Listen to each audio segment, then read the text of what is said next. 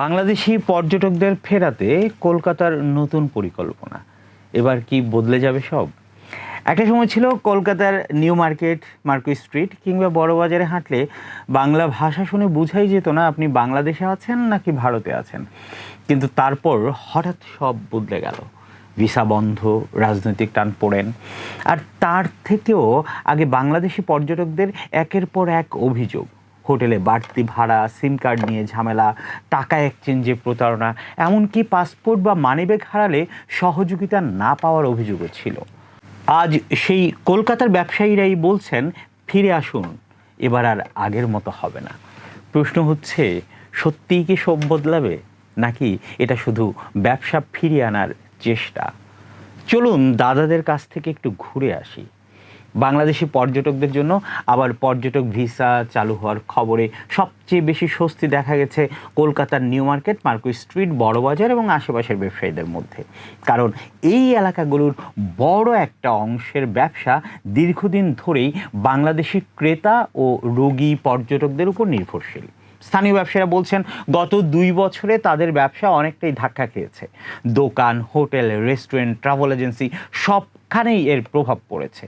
তাই ভিসা চালু হওয়ার আগেই শুরু হয়েছে নতুন প্রস্তুতি। তবে শুধু ভিসা দিলেই হবে না, বাংলাদেশি পর্যটকদের মনও জয় করতে হবে। আর এখানেই আসে সবচেয়ে বড় প্রশ্ন। কারণ আগে বাংলাদেশিদের কাছ থেকে যেসব অভিযোগ সবচেয়ে বেশি শোনা যেত, তার মধ্যে অন্যতম ছিল হোটেল ভাড়া নিয়ে বৈষম্য। অনেকের অভিযোগ ছিল, একই হোটেল রুমে ভারতীয় অতিথিকে 1200 বা 1500 রুপিতে দেওয়া হলো, বাংলাদেশি বুঝতে পারলেই সেই ভাড়া বেড়ে 2500 থেকে 3000 রুপি পর্যন্ত হয়ে যেত। শুধু হোটেল নয়, সিম কার্ড নিতে বাড়তি ঝামেলা, টাকা এক্সচেঞ্জে অতিরিক্ত চার্জ, কিছু ট্রাভেল সার্ভিসের অসহযোগিতা, এসব নিয়ে দীর্ঘদিন ধরে অভিযোগ ছিল বাঙালিদের। এমনকি কলকাতার অনেকে ব্যবসায়ী নেতাও এই কথাগুলো স্বীকার করেছেন। কিছু অসাধু ব্যবসায়ীর কারণে পুরো এলাকার সুনাম নষ্ট হয়েছে। এবার সেই ভুল আর করতে চান না তারা। ব্যবসায়ী সংগঠনের নেতারা জানিয়েছেন, খুব দ্রুত হোটেল মালিক, রেস্টুরেন্ট, ট্রাভেল এজেন্সি, ফরেক্স ব্যবসায়ী সবাইকে নিয়ে বৈঠক করা। সেখানে পরিষ্কার নির্দেশনা দেওয়া হবে, বাংলাদেশি পর্যটকদের কাছ থেকে অযৌক্তিকভাবে বেশি টাকা নেওয়া যাবে না। যদি কারো বিরুদ্ধে এমন কোনো অভিযোগ প্রমাণিত হয়, তাহলে প্রশাসনের কাছে অভিযোগ জানিয়ে লাইসেন্স বাতিলের সুপারিশ পর্যন্ত করা হতে পারে। আরেকটি বড় বিষয় হচ্ছে সার্ভিসের মান। দীর্ঘদিন পর্যটক না থাকায় অনেক হোটেল বা দোকানের অবস্থা আগের মতো নেই।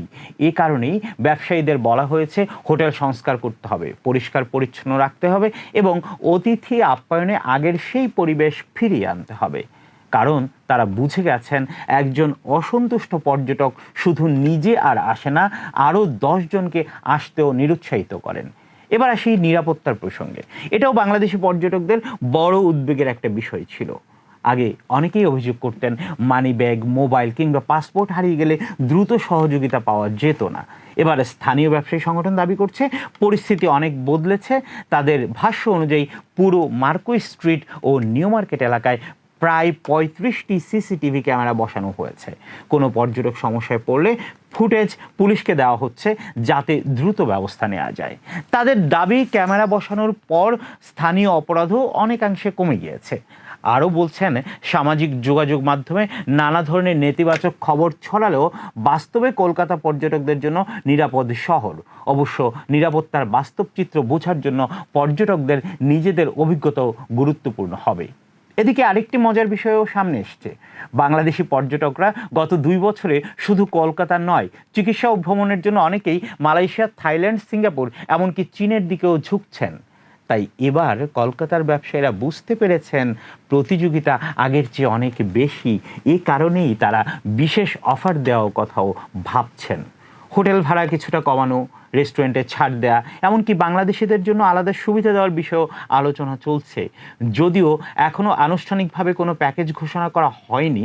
ব্যবসায়ীরা বলছেন, খুব শীঘ্রই বৈঠক শেষে এ বিষয়ে সিদ্ধান্ত জানানো হবে। আরও একটি গুরুত্বপূর্ণ তথ্য হলো, ব্যবসায়ীদের দাবি অনুযায়ী বর্তমানে বিপুল সংখ্যক বাংলাদেশি আবার ভিসার অপেক্ষায় রয়েছেন। যদি নিয়মিতভাবে প্রতিদিন কয়েক হাজার ভিসা ইস্যু হয়, তাহলে খুব অল্প সময়ের মধ্যেই কলকাতার ব্যবসা আবার আগের প্রাণ ফিরে পেতে পারে।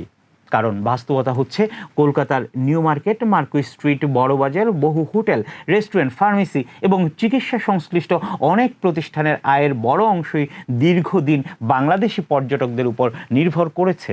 তাই এবার শুধু বাংলাদেশিদেরই প্রয়োজন নেই, কলকাতার ব্যবসায়ীদেরও বাংলাদেশিদের সমানভাবে প্রয়োজন।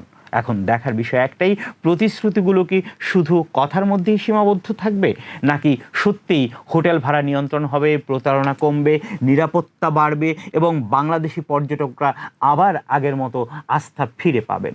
কারণ বিশ্বাস একদিনে তৈরি হয় না, কিন্তু ভালো সেবা দিলে সেই বিশ্বাস ফিরে আনা অবশ্যই সম্ভব। আপনার কি মনে হয়, বাংলাদেশি পর্যটকরা কি আবারও আগের মতো কলকাতামুখী হবেন, নাকি এখন মালয়েশিয়া, থাইল্যান্ড, চীন সহ অন্যান্য গন্তব্যই তাদের প্রথম পছন্দ হয়ে থাকবে? আপনার মতামত অবশ্যই কমেন্টে জানাবেন। ভিডিওটি ভালো লাগলে শেয়ার করুন, আর এমন নিরপেক্ষ ও তথ্যভিত্তিক বিশ্লেষণ পেতে আমাদের সঙ্গেই থাকুন। আবার দেখা হবে পরবর্তী ভিডিওতে। ধন্যবাদ।